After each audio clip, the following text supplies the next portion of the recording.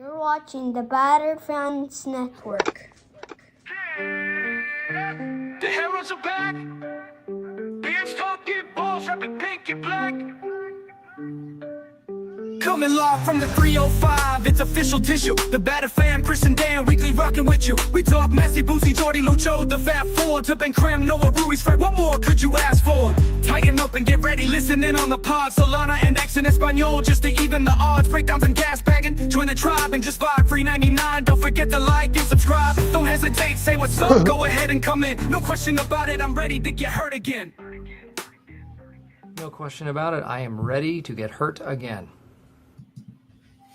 Chris, the Herons are back.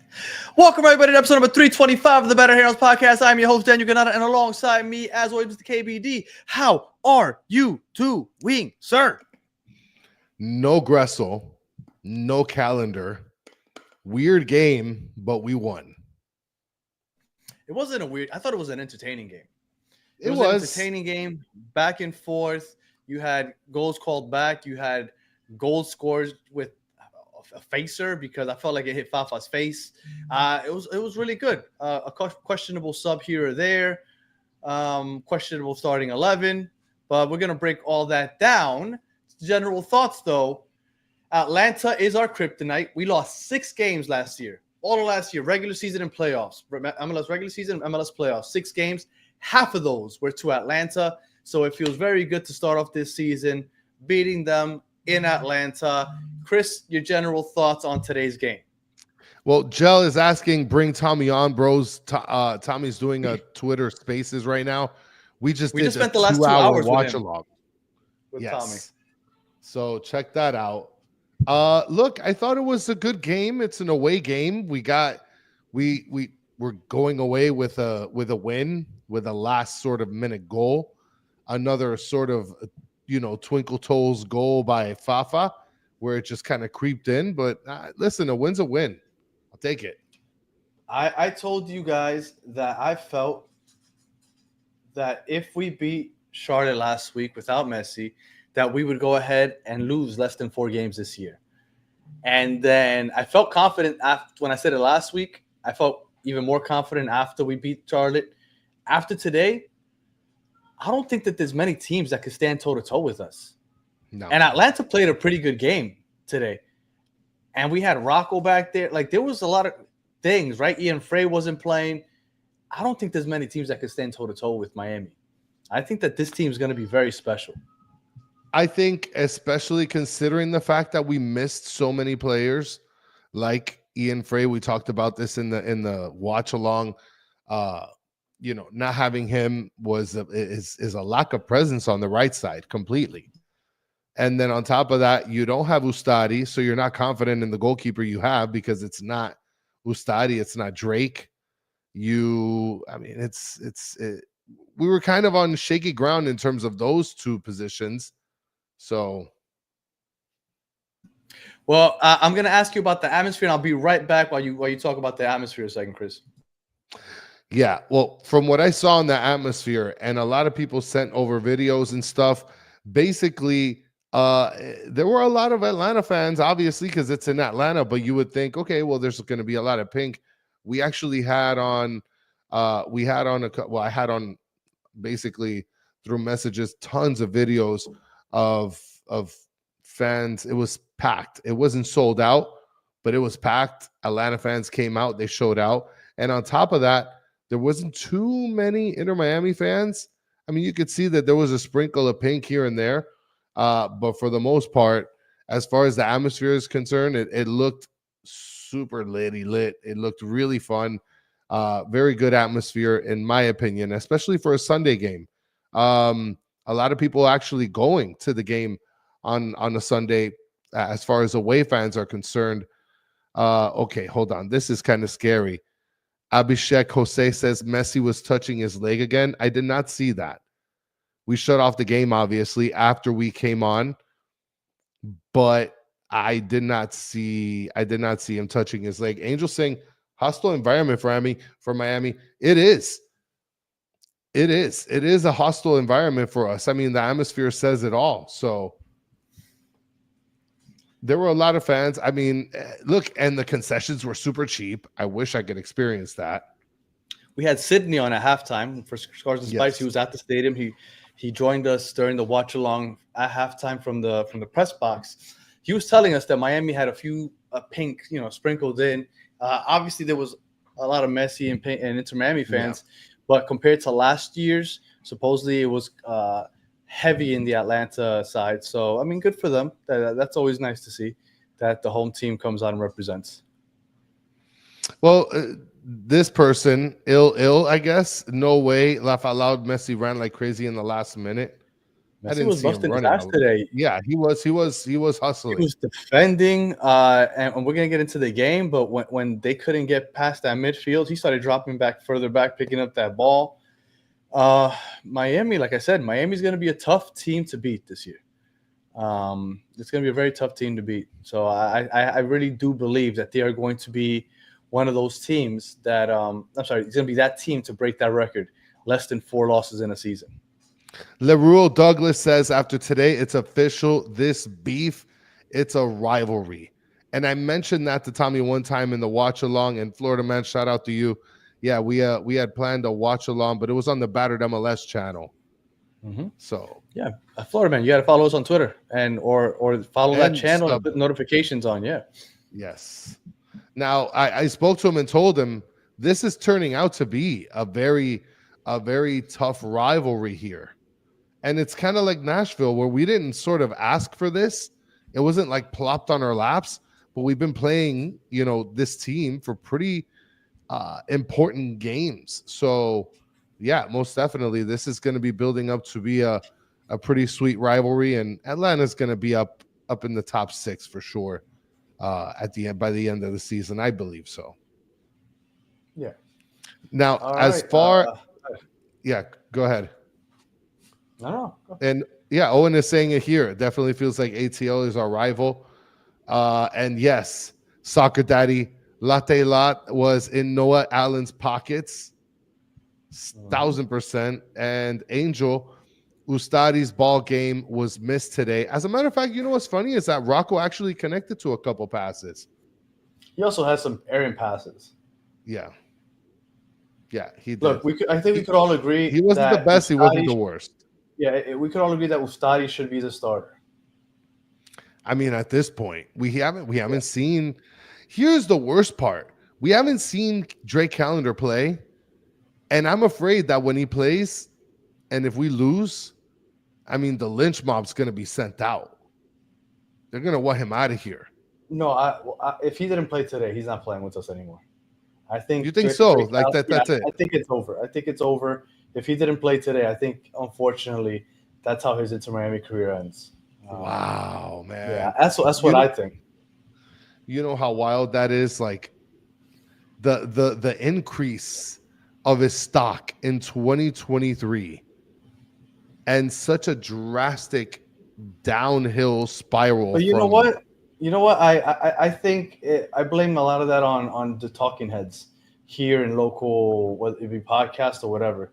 Because although he didn't have as good of a season in 2023 as he did in 2024, he didn't have a horrible season last year. It wasn't terrible. He made some huge stops for us against Cucho twice in 2 different Columbus games. The game that clinched the Supporters Shield, and on top of everything else, everybody was always talking about how horrible our defense is, and yet we only had like 5 teams with better defenses than we had.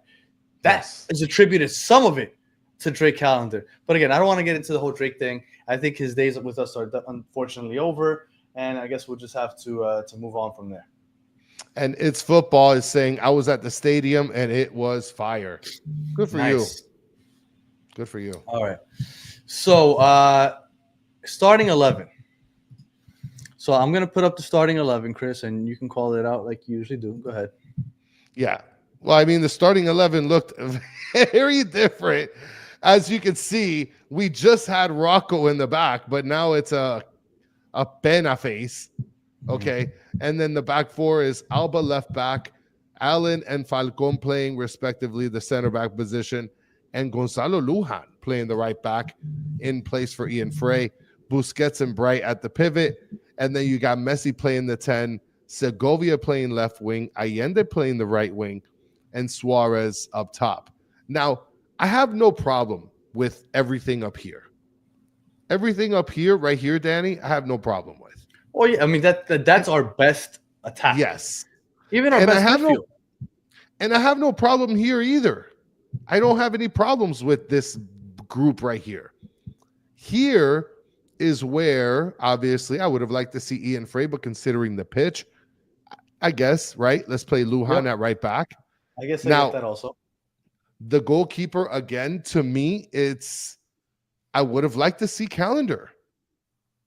I don't think pitch should have anything to do with him playing or not, unless he's still feeling uncomfortable. And it screams out that we're never going to see him play again. Yeah, like I said, I don't want to get too much into the calendar thing. Luckily we won anyway. But yeah, I would have also liked to see Calendar. But look, he hasn't played in a very long time either. Maybe they thought that this stage was too big for him since he hadn't played in such a long time. I don't know. Danny, we got top 5 last names with a super duper uber, super uber, Keitlinger, Boober Slam. You go for it. Right here. Blake Keitlinger, to us staying undefeated. Shout out to you, Blake. Yes. And thankfully, Philly lost, so they dropped down. So, yeah, I'm telling you, man. I don't know if that means supporter shield, but I definitely believe that we won't be losing many games this coming season. So what did you think of this starting 11 when you saw it? The goalkeeper thing obviously bothered me. I thought that it should be Drake. The Lujan thing surprised me. Not a huge fan of that because I want Ian Frey over there. But considering the whole knee on turf, I can get that. And then what was caught me a little off guard, which I mean, it's a good problem to have, but Noah Allen and Falcon and Toto Aviles not being there, I feel like Toto Aviles should be a starter, but I also love Falcon and Allen. So yes. I guess that's a good problem to have.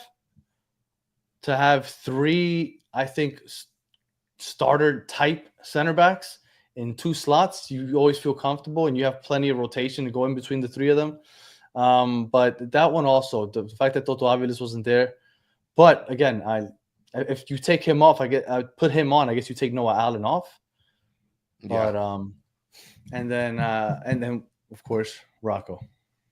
Why you do that? Why you do that? Why'd you do that? No, Dennis is the people are asking. Dennis asked to fix it. Yes, he say put Rocco's real picture back up.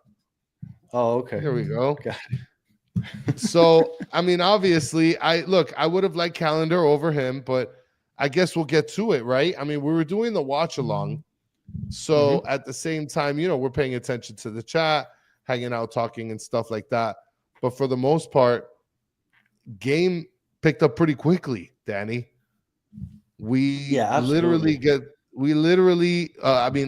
was pushing the pace. We were all over the place. I mean, Atlanta took over the middle pretty swiftly. Yeah, I thought the first half of the first half, if that makes sense, the first 25 minutes or so, I felt like they held a mid block that we just couldn't get past when we had the ball. When we were on the ball, we couldn't connect our back line to our forwards. Like, we just couldn't figure out how to get past that mid block. And Messi ended up having to track back to collect the ball pretty deep into the pitch, into the field. And I think that was – they dominated the midfield for a vast majority of that first half, I thought. Well, they did, and they took advantage because in the 11th minute, you had Brooks Lennon that had a beautiful cross that reached the head of Latte Lath. And by the way, for those who didn't know, that was Brooks Lennon's first game back since game 1 of the playoff series that we played against them, because he got injured against us, messed up his shoulder, and that was the first game of his back since then.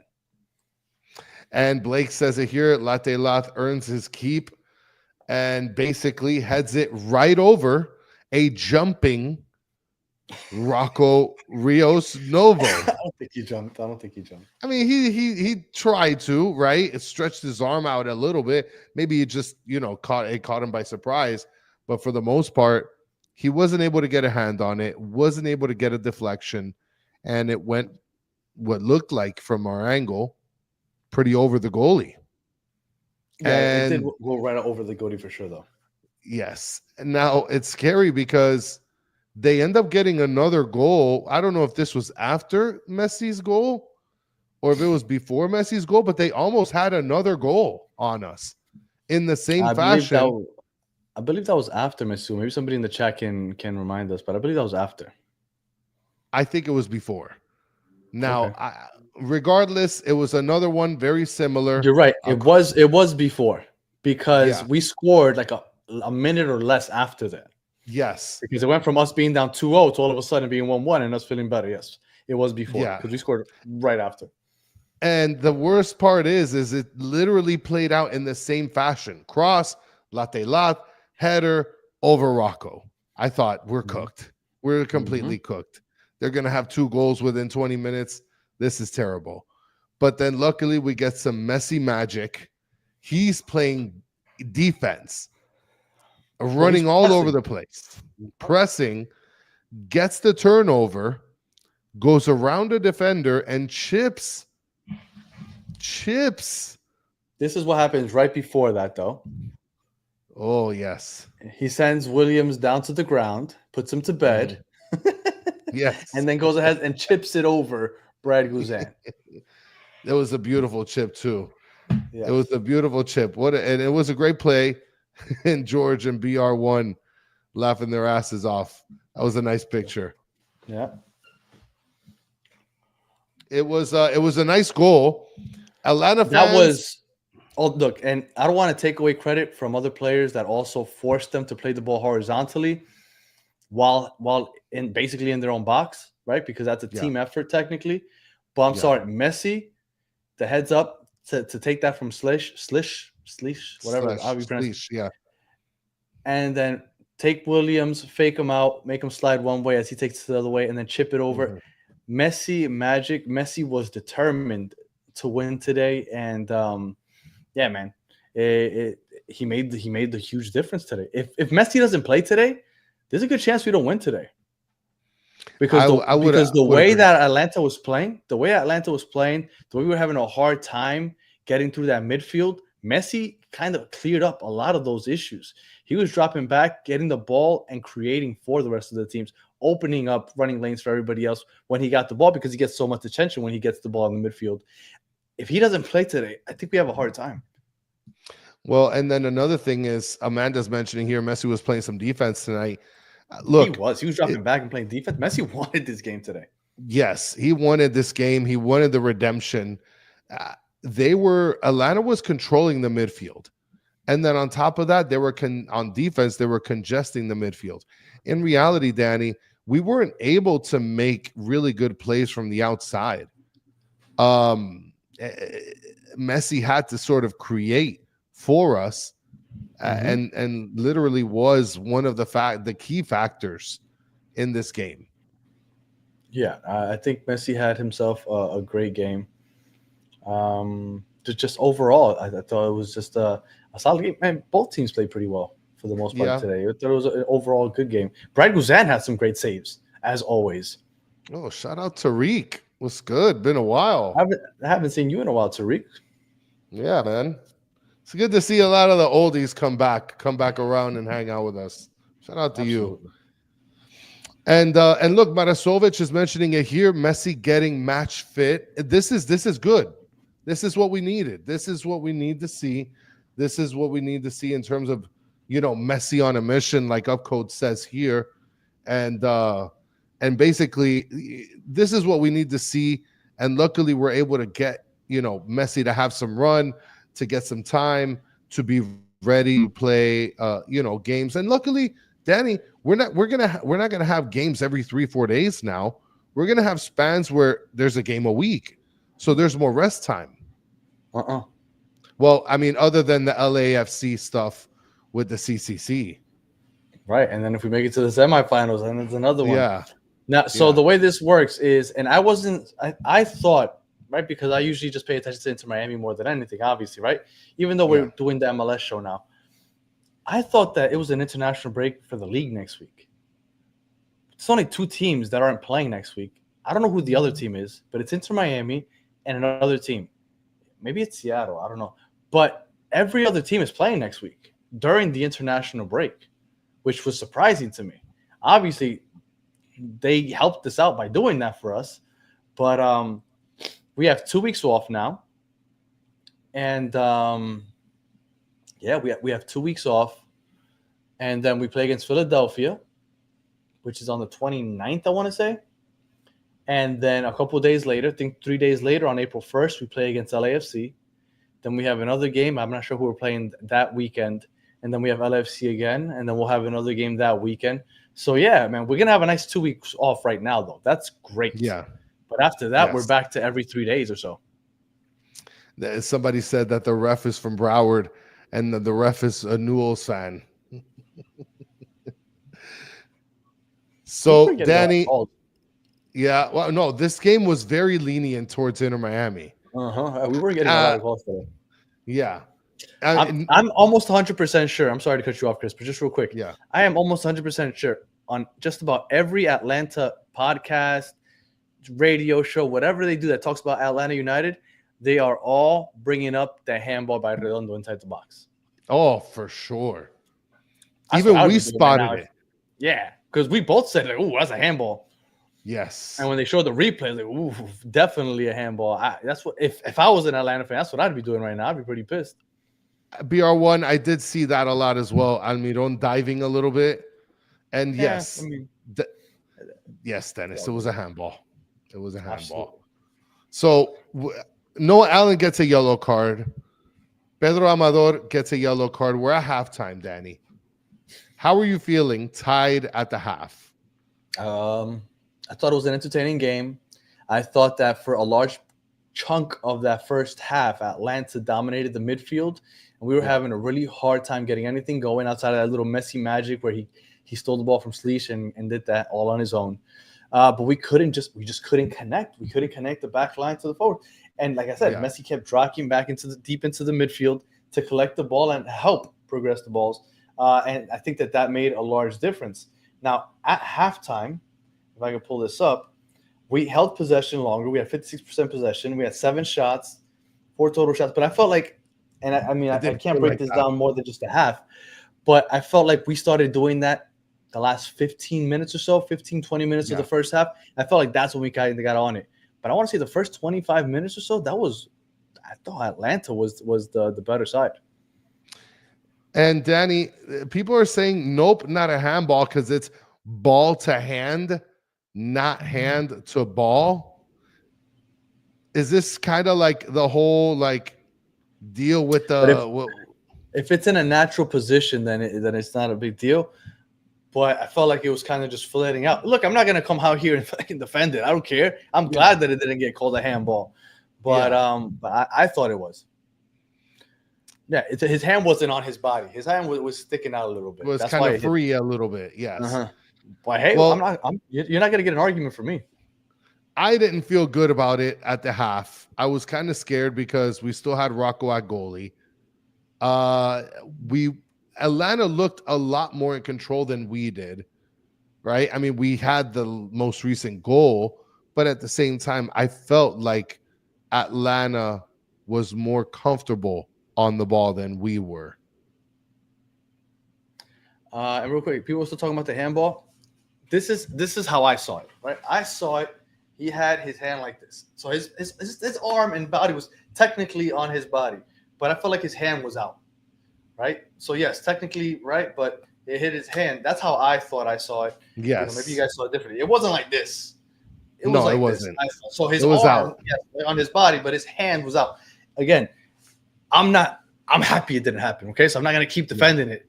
I agree with you guys. Fine, it wasn't a handball. It doesn't matter. We won. That's all I'm really worried about. That's just what I thought I saw. Yeah, it wasn't outstretched necessarily. Slish, it's again, It wasn't outstretched, but it was just kind of like a chicken wing. Yep.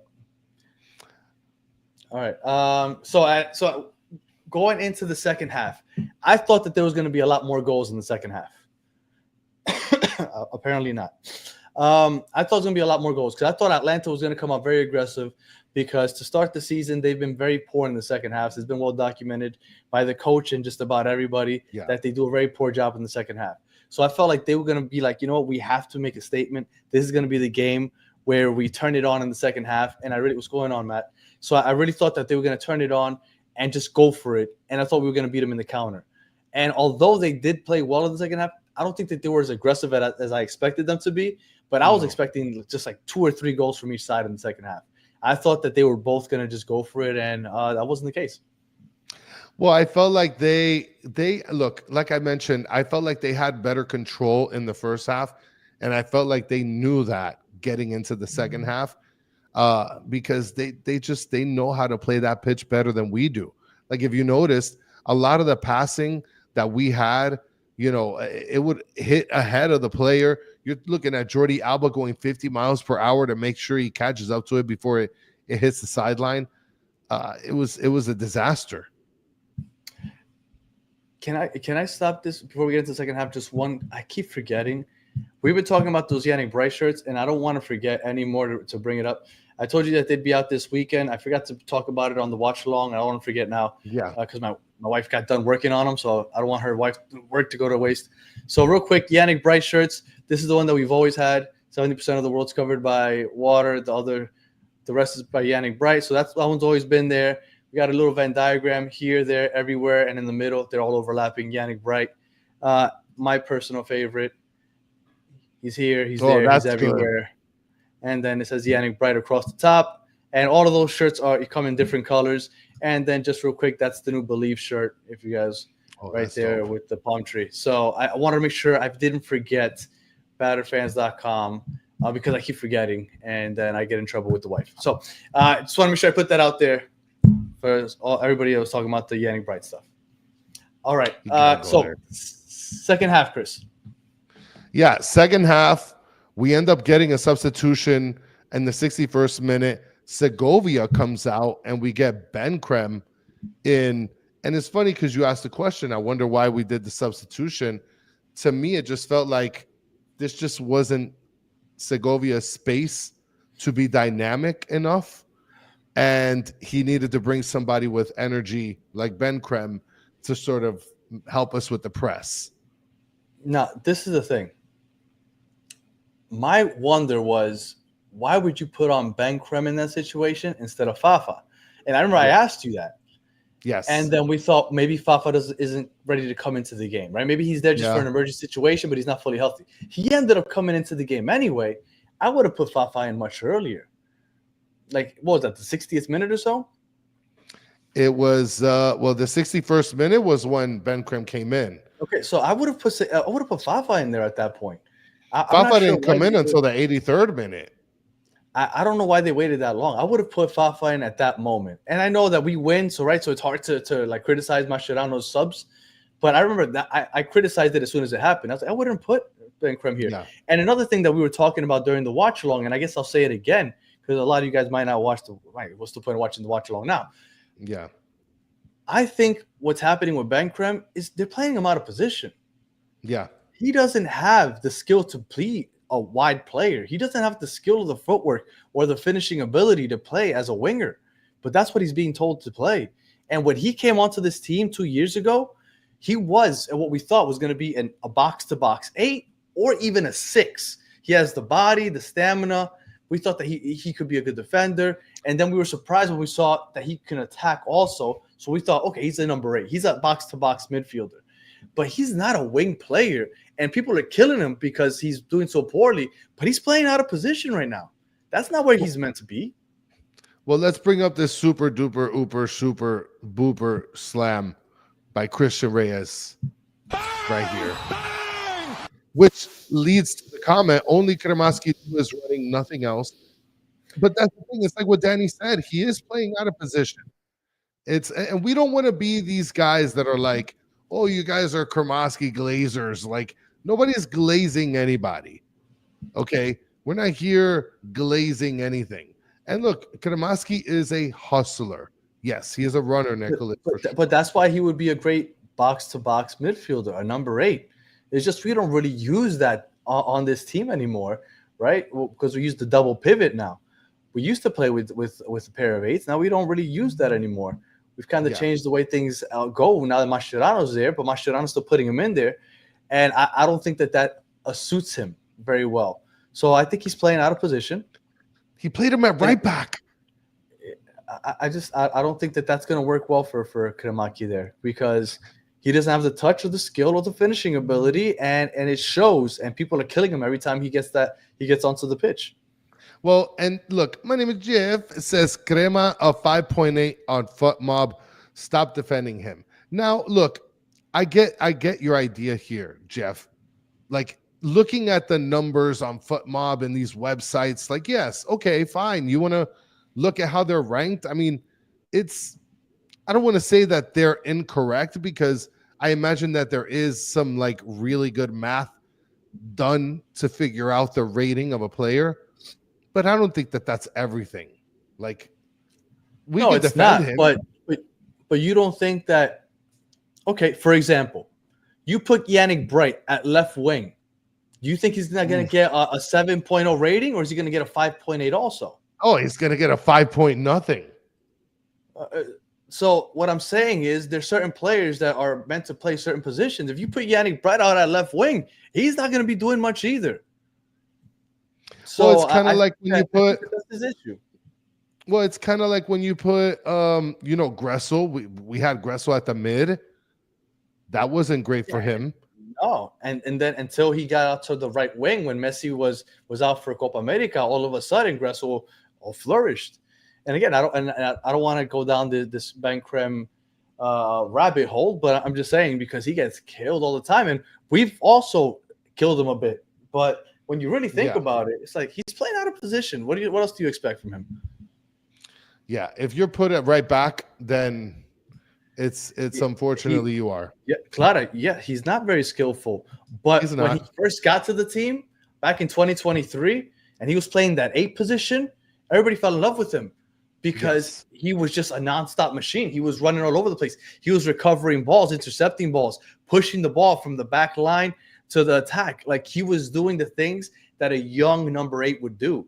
Now, all of a sudden, you're like, all right, you're out on the wing. Go create, go contribute, go link up some play, some give and goes. If you get the ball on top of the box, you got to have the good first touch and finish. Like, he can't do that, but that's what you're expecting him to do all of a sudden. And that's not his game, at least not yet. So he doesn't fit this team right now. He doesn't fit this team. No, he doesn't. David Ruiz fits this team a little more than he does. Yes. David Ruiz is definitely a lot better with the ball at his feet. I mean, this is Mike V's vicious. Cremita says, baby reindeer coordination. No, I didn't think that he played well today. Artillery, I didn't think, and that's why. And I figured that he wouldn't. I don't think that he doesn't fit this roster right now. That's why I wanted to see Fafa instead. It would have been ideal. Would have been ideal to see Fafa instead. Well, along with that substitution where we had Ben Creme come in for Segovia, we also had Silva come in for Lojanice and for Saba, right? And then Redondo came in for Yannick Bright. Fafa came in for Allende, and at that point, we thought we're cooked. 83rd minute. Atlanta makes a series of substitutions as well. We thought we were cooked because, well, I said we must be going for the win, because if you bring in Redondo for Bright, what you're saying is you're thinking more about attack than defense. Yeah, because, I mean, if you're taking out Bright for Redondo, you're not thinking defense anymore. So at that moment, we were like, yeah, we might be cooked. But, and Redondo, I mean, apparently everybody says it wasn't a handball, but it could have cost us if it would have been a handball. Luckily, apparently from the ever-knowing chat said it wasn't, so we're good on that, Ben. We don't know what we're talking about with handball, Danny. The refs also said it wasn't handball, so. Yeah, I don't know. But basically, we get an opportunity late in the game, Danny. Fafa ends up getting a facer. Did it hit his face? Maybe the chat can tell us. I didn't feel like I got it. I thought it hit his face instead of the top of his head. It looked like it hit the top of his head. I don't know if it was a facer or a header, but it trickled into the goal like his last goal did. It did. It was a really slow roll, wasn't it? Yes, yes. And Dennis Lopez is saying it was his face. And Upcode saying, I'll say lower forehead. Okay. Okay. Well, regardless, I at first when I watched it live, I thought it hit his chest. I don't know why I thought that. I was like, did that go off his chest? Oh, I mean, if you watch the live because it's still there, that was my first reaction. Yeah. Did it hit his chest? I thought he scored with his chest. And this is the point I made in the live watch along. Guzan pulled back. He may have had a chance to block that. I think he thought that it would come off with a lot more power. Yeah. So he like braced himself for like a quick action, and when it just rolled, it crumbled. It worked out. But you love to see a player like Fafa end up with the game winner like that, right? Those are the moments that kind of make a season, when those unsung heroes have huge goals and plays like this. So it was really awesome. And I love that he ran straight to the coaches and to the bench and celebrated out there. Just an awesome moment. Really happy that went down that way. I mean, Sergio saying, "What's up today, guys? You sound so negative." You don't sound negative. What did I say? It was negative. We're okay. We got to win. Is it because I said that it was a slow roller? I thought it was a slow roller. It was a creeper. It creeped into the goal. I mean, after that, there was basically one other opportunity for Atlanta, and they weren't able to convert on it. They weren't able to convert on the corners. It's probably talking about the chat. They weren't able to convert on the corners, and Mosquera. Mosquera died at some point. Yeah, he just passed out. He rolled off the pitch, and we're like, okay, so I guess they either bring in a sub or we just gotta wait for him to get up. And they just started playing it. They played a corner, then they played another corner. We weren't sure what the hell was going on. You know what I think happened here? I don't know if you remember, but like last year in the playoffs, Atlanta kept playing, even though somebody went to the ground. That was this. They didn't want to just let the play die down. They just kept on playing. Oh, the Toto Aviles when they hit the game and goal. Mm-hmm. Yes. So, and they did have a bunch of corners. So, all in all, what did you think of the game? Look, it's an away game. Some people were expecting a tie. Some people were expecting a very close, nitty-gritty 2-1, 3-1 win. I'm happy with this win. I'm happy. 2-1. Go back to Miami. Walk away from the turf. Everybody is good. Nobody's injured. And Mosquera was hurt. Yeah. We were just surprised that Atlanta just, instead of like, maybe they were out of subs. Were they out of subs? Did they already sub 5 people out? They had one sub. 4, yeah. They already subbed 5 people. Oh, so, wow. Yeah, they were out of subs. So that's why. So they had to keep playing it. That sucks. And he looks like he was really injured. Yeah. So that's not going to be good. If the ball's yours and you stay on the ground, you're probably injured. Yeah, for sure. I thought it was an entertaining game. I like the back and forth. And I really do believe that Miami has, well, we said it even before he started, that Miami has a better team than last year. I think it's obvious just looking at the depth chart. Yeah. But I don't see many teams beating this team, man. Yeah, maybe we'll end up with draws here and there. That's not out of the realm of believability. Jesus. Like today, I thought we might end up with a draw at some point before that Fafa goal. But I don't see many teams beating Miami. I really don't. Like, it's going to be really hard to beat this team. This is a good squad from top to bottom. I keep saying it. No team has lost less than 4 games in a season. This is going to be the first team to do it. They're going to lose less than 4 games in a season, and I'm going to hold to that. I wouldn't say unstoppable. We'll lose 1 or 2 here. It's almost impossible to go a whole season without losing. But this team the defense, the midfield. Even though the first half it was a little iffy, but they Yes, picked it it up. was. And the attack with Segovia, Allende with a beautiful mega at some point during the game. Messi, Suarez. I thought he had a chance to finish one. Went wide right, I believe. I thought he was going to kick it with the outside of his foot. He missed just wide right. Mhm. Messi had a beautiful, I think it was offside, but they didn't call it offside. He kind of got it with his left foot, turned around, And Guzan blocked it. quickly. Guzan blocked it. Then he started like cursing out the ref, the sideline judge. It was an entertaining game, but I really do think that this Miami team is special. It's very, very special. And Jason L saying, shout out to Cucho for getting the game winner for Real Betis today. Yeah. Good for him. Good for him. Good for the MLS, for sure. So, Chris, standout. For me, standout was, I would have to say, Noah Allen. Noah Allen. Yeah, Noah Allen to me was standout. He got a yellow card, but he put latte in his pocket. Super duper uber super slam from Alejandro. Are we ready for Club World Cup? And that's a good question. When I say we're gonna, by the way, I just want to make this clear. When I say we're gonna lose less than 4 games, I'm talking MLS regular season. I'm not talking CCC.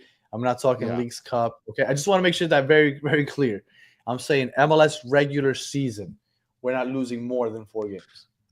Now, I mentioned Noah Allen because he put latte in his pocket. George is saying Noah. Noah Allen was a standout, Mr. Krabs. Mo Farroux is saying Bright. Amanda saying Noah and Yannick. Jack Hart, Messi, Allen, and Alba. Mike V saying Rocco is a standout. And Shady B saying Allen was good, but shaky a little. Well, Rocco did have one great save where he jumped to his left and he tipped the ball up and it hit the top crossbar. That was a nice save. So, and look, 89J Stuff says best start in club history. Yeah, man. A lot of brights. I would say Noah Allen also. I would say Jordi Alba. Jordi Alba has been an enigma this season because I feel like he hasn't played great. I feel like he's played a lot. He hasn't been Jordi Alba, I think, so far this season. But I thought today he was contributing a lot on the left side. He was getting really chippy with Almiron also, which was cool to see. Well, there's a super slam that wants us to take a look at a different player here. Christian says, what about Lujan? I'm not a huge Lujan fan at right back, not because of his defense, because he's fine. To me, he's like Cello defensively. Yeah, he's Cello. But just like Cello, it's just negative passes, right? He passes it back to the keeper, to the. I think Ian Frey gives us the best of both sides, but I think Lujan's fine. I don't think he's bad. I don't think he's great. I think he is Cello. I think it's right. We have 2 Cellos at right back when we have Lujan and Cello, and I am not happy or mad when either one of those are playing because I think they're both solid. I think those are both solid right backs, but I think Ian Frey is much better than both. Absolutely. I mean, it's like we talked about in the live stream. You could tell that the right side was missing something. And you can see that we weren't able to generate much off of the right side. Remember how we brought up the fact that Messi had to come back so far to make that up. So did you end up mentioning who your standout was? Yeah, I said Noah Allen. I said Jordi Alba. Okay. Messi. I don't know if he counts as a standout, but I thought he would just the way he was playing, right? Because the fact that you can't figure out how to play through this midfield. I'm gonna drop back far enough to collect this ball, and I'm gonna create. Because as soon as he gets his foot on the ball, the defense becomes aware. All of a sudden, it opens up space for people to run in behind to receive those passes, and he unlocks everyone. And it took about 20 minutes for, I don't know if it was Mascherano or Messi just did it on his own. But once he started doing that things changed in the midfield and the game opened up for Miami. So I thought Messi had an absolute – this might have been my favorite Messi game so far this season, honestly. Yeah, Shady B is saying Mascherano is a standout. Give him his flowers. I would have put Fafa instead of I would have Yes. put Fafa instead of Benkrem in the 60th minute. Honestly, Yeah, there was a couple substitutions that leave that, a little open for criticism, but it is what it is, I guess. What do you think about him taking out Luis Suarez for Toto Aviles at the 85th minute? This is the answer right here. Shout out to BR1 with the super slam. Bang! Bang! Wonder who thought that wanted to win today. It was probably Atlanta for sure. Yeah, probably Atlanta. But the answer, I guess, to your question in terms of with Toto, I mean, look, he wanted to park the bus at that point. There's no point of having Suarez on the pitch at that moment. He's not going to give you any sort of advantage. So that was a good sub. Yeah. Que Pena awards. Now you put Rocco with the Que Pena face. Okay. So I don't know if you've already chosen him for the Que Pena award. No. But I think I'm going to have to go Que Pena a little different here. Okay. And I'm going to have to go with Segovia. I feel like Segovia didn't play too great of a match.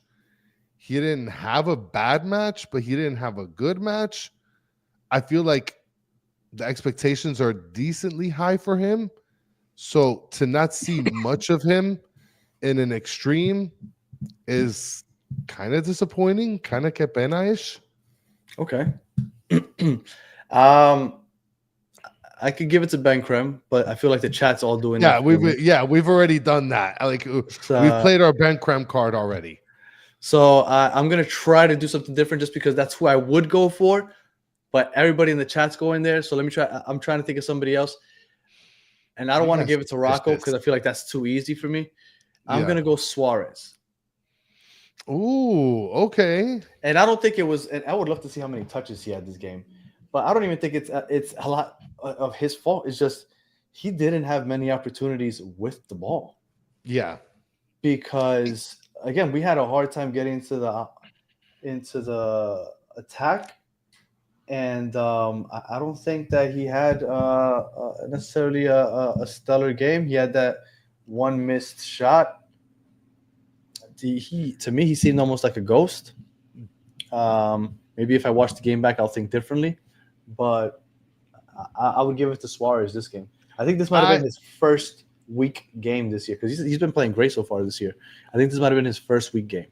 Well, Danny, not only do we have a new nickname for the Que Pena, which is the Campena, but we also have another one, Que Crema.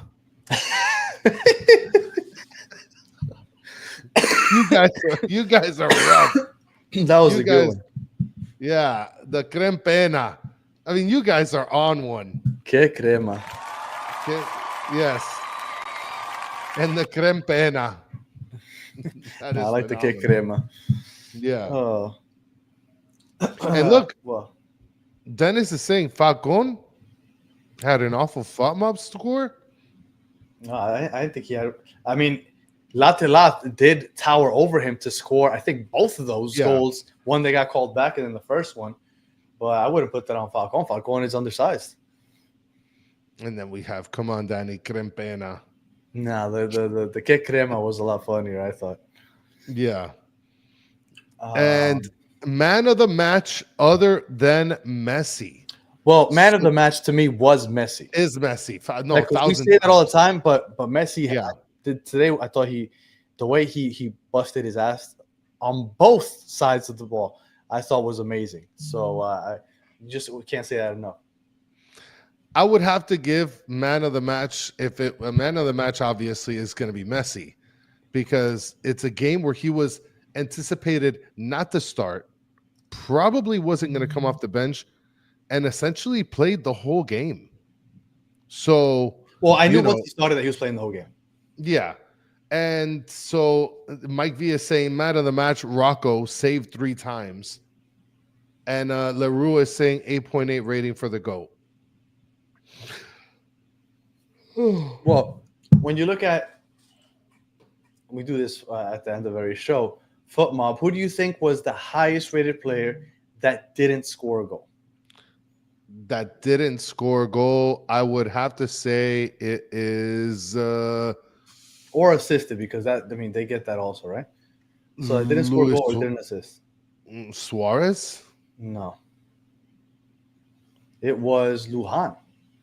Lujan was the highest rated player. And behind him are Allende and Noah Allen. And then Bright, Busquets, and Segovia are all tied for third, I guess. And then Suarez and then Rocco. Shout out to BR1 with another super duper slam in the book. Shout out to you. Much appreciated. Thank you so much for the support, guys. All of you guys. Yeah. And people aren't understanding the Lujan thing. Yeah, I don't get it either. But I didn't think he had a bad game, but he doesn't. I didn't think he was the best player on the pitch outside of anybody that scored either. What's that other one that people tell us to use? Sofa score. Okay. My name is Jeff. Says I retract my crema statement based on Fought Mob. And then Dennis says Rocco is below mid. And Mr. Crab saying Lujan had an okay game. Yeah, Peaches is bringing it out. Shout out to you, Peaches. Sofa score. All right. So on the other one, highest rated that a player that didn't score or assist. Well, right here, Upcode is saying Alba had 8.1. Yeah, but that's on FootMob. Okay. On Sofa Score, player that did not score or assist, who had the highest? I'm gonna go with Alba. He assisted. Segovia, yes. Segovia and Allende tied. Wow. Okay. And then followed by Busquets. And then after Busquets, it's Falcon and Lujan. And tied. So who had the lowest? Noah Allen. Noah Allen had the lowest? Hey, that's the Sofa Score that everybody's telling us to use. I don't know. Guys, what are we using here? Sofa Score, Foot Mob? Like, who's real in the town? I don't know. If you're going to tell me that Noah Allen had the worst game, that's kind of tough to trust you. I mean, what is this website? Yeah, I don't know. I thought Noah Allen had himself. I mean, I wonder what it's put for the XG. Like if anybody pays attention to that. Yeah, nah. I know Noah Allen had a great game. So for Sofa Score to say that he was the worst one, that's rough. I don't know. Shout out to George. Those statistic apps are BS. Yeah, I know. It's just fun to look at. I trust my eyes, obviously, but it's just it's a conversation starter. That's all. All right, and then moment of the match. Oh no, wait. Did we do man of the match other than Messi? No, we didn't. No, we didn't pick one. I would have to say I was actually going to go with Noah Allen. Oh, not only is he my standout, but he is my man of the match, other than Messi. And then look, Jack Carr saying man of the match other than Messi, Fafa. Yeah, I'm gonna go Jordi Alba just because he had the assist on the game-winning goal, and I feel like he was contributing so much down that left side, just in general. And I feel like so much of this short season, right? The season just started, but I feel like Jordi Alba's been playing himself back into playing shape or just getting back into rhythm.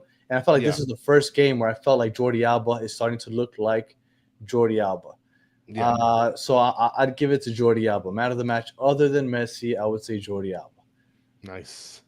Yeah. And then I don't know who this person is, BR, who you're talking about. Have you seen the Come On Seattle guy? I want to dunk on them so bad just because of that clip. I have no idea. I haven't seen that. No. I have no idea. And then moment of the match. I don't really, I can't really remember a moment of the match. You know what? No, I do have a moment of the match. I remember there was a play that was, I'm trying to remember the players that were involved, where someone just got full American football tackled.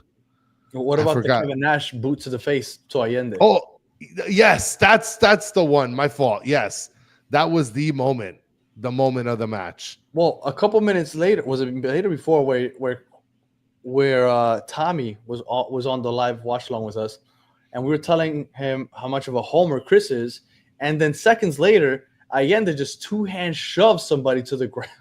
Yes. No call. Chris is like, I didn't see anything. Yeah, so I think my moment of the match was Fafa scoring with his face. Yeah, okay. Game winner, Fafa scoring with his face. I thought was really cool. And my name is Jiff. Says Messi taking it off guy's foot and scoring easy. That was a great moment also. It's also a great still picture. Yeah, and Santiago saying the banger that Guzan stopped shot by Messi.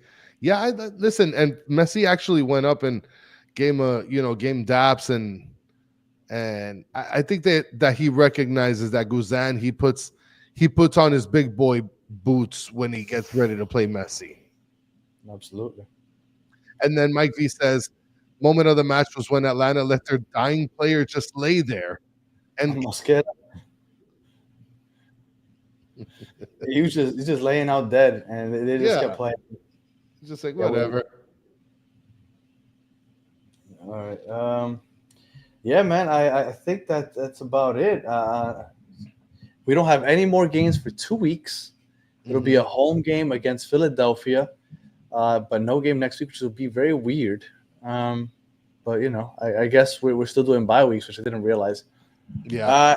You got anything planned for the weekend now that we're not going to have anything going next weekend? Well, not for this week, but I do intend on going to Disney. Nice. I do intend on going to Disney for sure. You going to catch an Orlando game while you're up there? Absolutely not. Okay. Why would I just watch an Orlando game? Messi is playing during international break. They got Uruguay and they got Brazil. So this is a big international break as far as the World Cup standings go. So it's going to be a fun week of football, regardless if you're watching the MLS or not. Chris, did you by chance catch the Real Madrid, Atletico Madrid Champions League? You're talking about with that whole left foot, right foot crap? With the two-touch? What in the world is the problem? First of all, the guy didn't touch it with his left foot. And all right, let's just say hypothetically speaking that he did touch it. What's the big deal about him? You can't do that. It? No, okay. You can't touch it with two. First of all, the rule that I read, right? It doesn't say that you can't touch. Like it has to affect it in a certain way. Yeah, he hit it over the other foot. No, dude. So what's the big deal about this? Like, why? Why are we zooming into toes, touching this damn foot? Like, what's funny is that I found another one, and I'm not gonna pull it up now, but I found another video of when this happened to Chelsea not too long ago against Man City, and everybody from Man City was. I think it's this one. Are you about to get us blocked?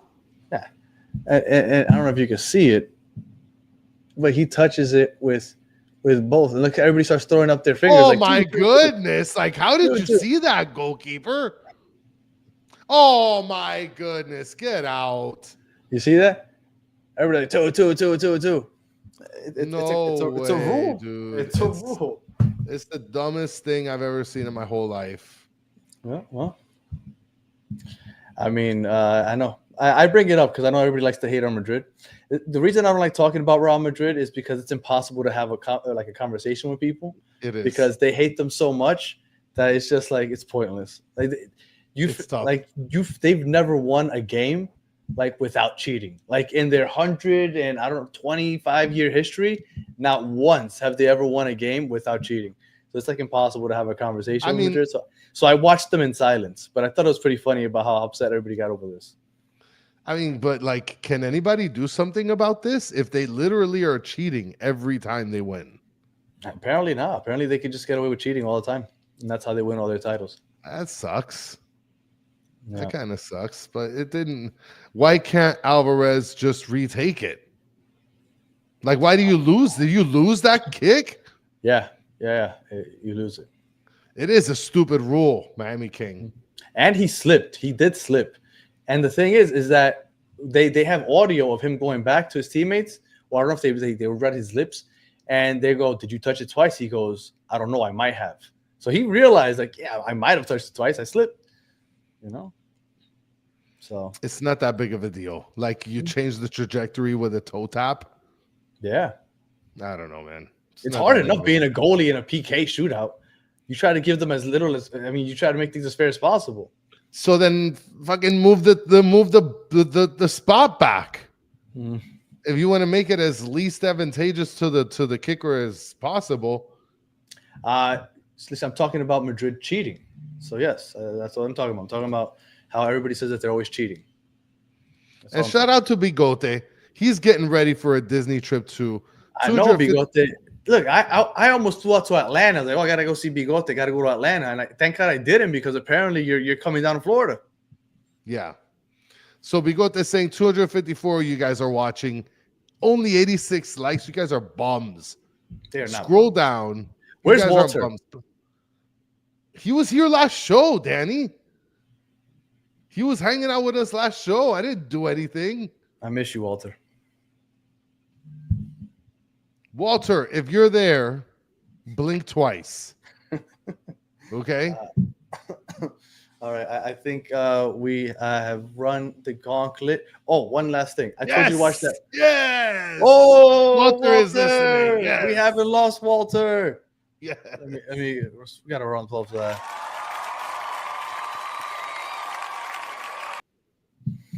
that. Real quick. If you haven't already, make sure you watch the show Win or Lose. I'm telling you, if you have Disney. Oh, yes. It's been fantastic. I haven't seen the last two. Even if you don't have kids, I'm telling you, it's a really good show. If you have kids, especially watch it. It's a really good show. And where's Tommy Two-Time? He was with us for the last 2 hours, or now 3 hours ago. We did the full watch along with him.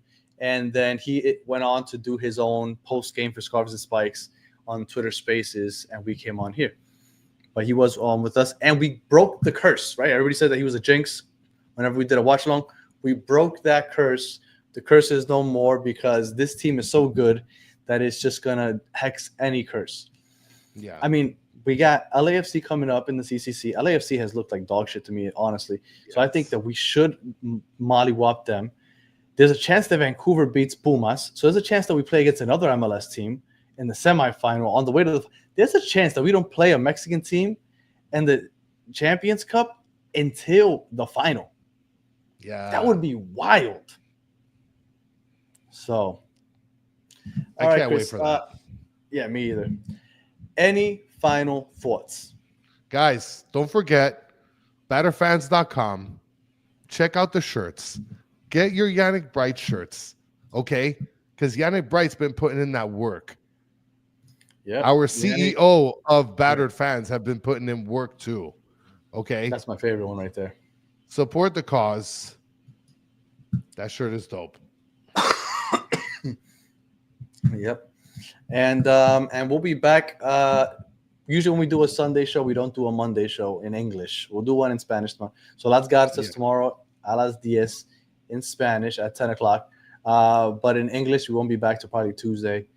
So we'll be back then. And I think that's about it. We appreciate you guys hanging out. If you're listening on audio, we appreciate you listening all the way to the end. Please leave us 5 stars, comment, review, all that good stuff. If you're watching on YouTube, thank you for watching all the way here. Please like, subscribe, share, tell your friends. If you haven't joined already the Battered MLS Fans channel, go ahead, make sure that you join that. We are going ahead and we're dropping shows every week, talking about, Inter Miami gets talked about quite a bit on there. Also, obviously, the best team in the MLS. But we talk about all the teams in the MLS, all the games, and we have podcasters from across the country join us. And for those of you guys in the chat, as always, you guys are the best part of the show. We appreciate you hanging out with us for the last hour and 4 minutes. And we will be back probably on Tuesday. So until the next one, have a good one.